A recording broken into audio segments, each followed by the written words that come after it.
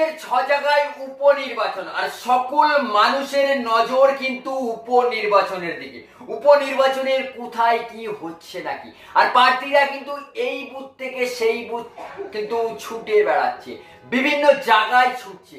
আর এই মুহূর্তে কিন্তু আমাদের খবর 10-এর ক্যামেরা পার্সন আপনাদেরকে দেখাচ্ছে মেদিনীপুরের চিত্রটা। মেদিনীপুরের তৃণমূল কংগ্রেসের প্রার্থী সুজয় হাজরা তিনার স্ত্রীকে নিয়ে নিজের কেন্দ্রে ভোট দান করছেন। আর সরাসরি সেই চিত্র দেখতে পাচ্ছেন। মেদিনীপুর কিন্তু একটা খুব গুরুত্বপূর্ণ কেন্দ্র, আর সেই গুরুত্বপূর্ণ কেন্দ্রতে কিন্তু মেদিনীপুরের প্রার্থী তৃণমূল কংগ্রেসের নিজের স্ত্রীকে নিয়ে কিন্তু ভোট কেন্দ্রে ভোট দিচ্ছেন। আর খবর 10-এর প্রতিনিধি আপনাদেরকে দেখাচ্ছে। আর এই মুহূর্তে সরাসরি কিন্তু মেদিনীপুর থেকে রয়েছে আমাদের প্রতিনিধি, কি তুলে ধরলো এবং সংবাদ মাধ্যমের মুখোমুখি মেদিনীপুরের তৃণমূল কংগ্রেসের প্রার্থী সুজয় হাজরা কি বলছেন তা একবার।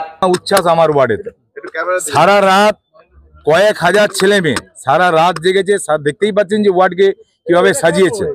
এতই তারা উত্তেজিত যে কয়েক হাজার ছেলে সারা রাত জেগেছে, তাদের একটাই উদ্দেশ্য সারাদিন এখানে ঘোরা। তার মানে এই নয় যে তারা কেউ ভোট কেন্দ্রে গিয়ে অন্য লোকের ভোট দিয়ে দেবে।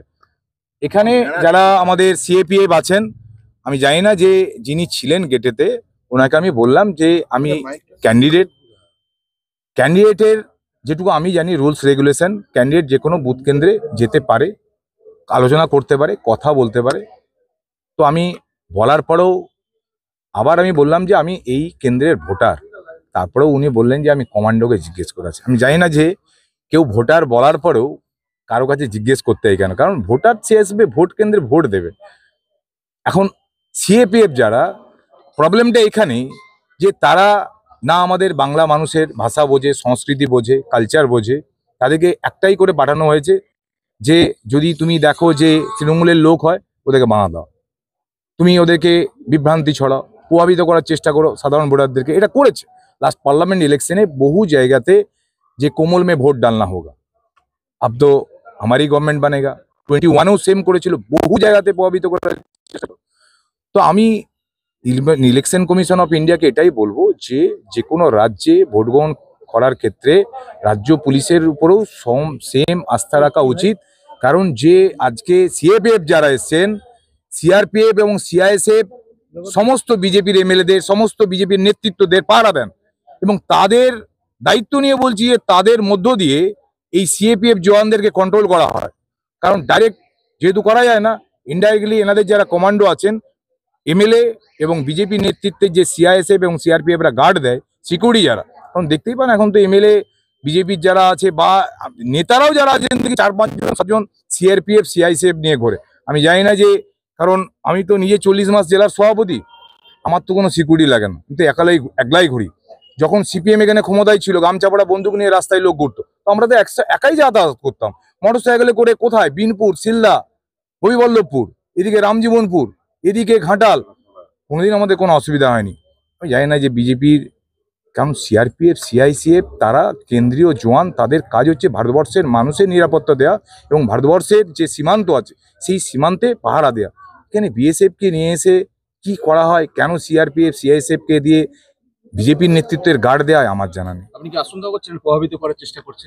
দেখুন, ওটা ওদের কালচার, বাট আমি এটাই বিশ্বাস করি কি, আমি সব জায়গায় গেলে সেখানে একটা কথাই বলি যে ভারতবর্ষের সংবিধান আমাদেরকে, অর্থাৎ ভারতবর্ষের সমস্ত মানুষকে এই অধিকার দিয়েছে যে একজন মানুষ কাকে সে জনপ্রতিনিধি হিসেবে বাঁচবে, কাকে সে বেস্ট মনে করবে, সেটা একান্তই তার ব্যক্তিগত ব্যাপার। এবং আমি আমার যেখানে গেছি, ধরুন একটা বিভিন্ন সংগঠনের মিটিং রাখা হয়েছে, সেখানে আমাকে আমন্ত্রণ করা হয়েছে, সেখানেও আমি বলেছি আপনারা আমাকে আমন্ত্রণ করেছেন, বাট আমি আপনাকে কোনোদিন বলবো না কি আপনারা আমাকে ভোট দেন। যদি আপনারা মনে করেন যে যত প্রার্থী হয়েছে তার মধ্যে আমি বেস্ট, তো আমাকে আপনারা আশীর্বাদ করবেন, সাপোর্ট করবেন, কিন্তু আমি এটা বলবো না আপনাকে কি আমাকেই ভোট দিতে হবে, কারণ এটা আমার বলার অধিকার নেই। আমার একটাই বলতে পারি মানুষকে যে যদি মনে করেন যে আবার আপনাদের মধ্য দিয়ে, এখন ভোট 9টা, মাত্র 14% ভোট হয়েছে এখনো সারাদিন, যদি যতজন ক্যান্ডিডেট হয়েছে তার মধ্যে যদি মনে করেন যে সুজয়েরা ক্যান্ডিডেট হিসাবে আপনাদের কাছে ভালো, যদি মনে করেন যে সুজয়েরা আপনাদের জন্য উপকার বা আপনাদের পাশে দাঁড়াতে পারবে, কারণ আমি সবাইকে বলি যে আমি অন্তত কিছু না করতে পারি, মানুষের বিপদে, মানুষের অসময়ের বন্ধু হিসেবে তার পাশে দাঁড়াতে পারি। তো যদি আপনারা মনে করেন, তো আপনাদের সংবিধান যে রাইট দিয়েছে, অধিকার দিয়েছে, সেই অধিকার নিয়ে জনপ্রতিনিধি হিসাবে নির্বাচন করার জন্য আপনারা ভোট দেন। যদি মনে করেন যে না সুজয় ভালো নয়, সুজয়ের চেয়ে বেস্ট আরো কেউ আছে, তাকে আপনারা ভোট দেন, কিন্তু নিজের ভোট নিজে দেন। এক্ষেত্রে আমার একটাই সবার কাছে আজ, সংবিধানকে সামনে রেখে সবাই গণতান্ত্রিক অধিকার প্রয়োগ করুন। একদিকে জেলা সভাপতি এবার প্রার্থী, কি বলবেন সার্বিক কেমন ভোট হচ্ছে?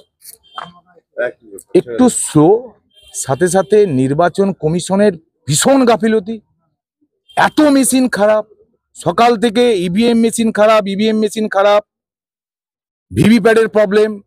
আমি জানি না যে নির্বাচন কমিশন কেন এই বিষয়ে আলোকপাত করেনি, কারণ এটা নিয়ে এর আগে বহুবার বলা হয়েছে। এরপরে বিভিন্ন ভোট গ্রহণ কেন্দ্রেতে প্রায় আলো নেই, কারণ বিভিন্ন প্রাইমারি স্কুলে ভোট নেওয়া হয়। সেই প্রাইমারি স্কুলগুলোতে কেন ইনফ্রাস্ট্রাকচার আগে এগুলোকে রেডি করা হলো না? ক্লিনিং নেই, যারা ভোট নিতে এসছে তাদের মেন্টাল স্যাটিসফ্যাকশনের ব্যাপার থাকে। একটা পরিষ্কার পরিচ্ছন্ন ক্ষেত্রে কোথাও পরিষ্কার পরিচ্ছন্ন নেই, লাইট নেই। এই যে দেখছেন ভোট গ্রহণ কেন্দ্র, একটু পরে কত রোদ, একটা লম্বা লাইন হলে কোনো ছাউনি নেই। কেন নেই?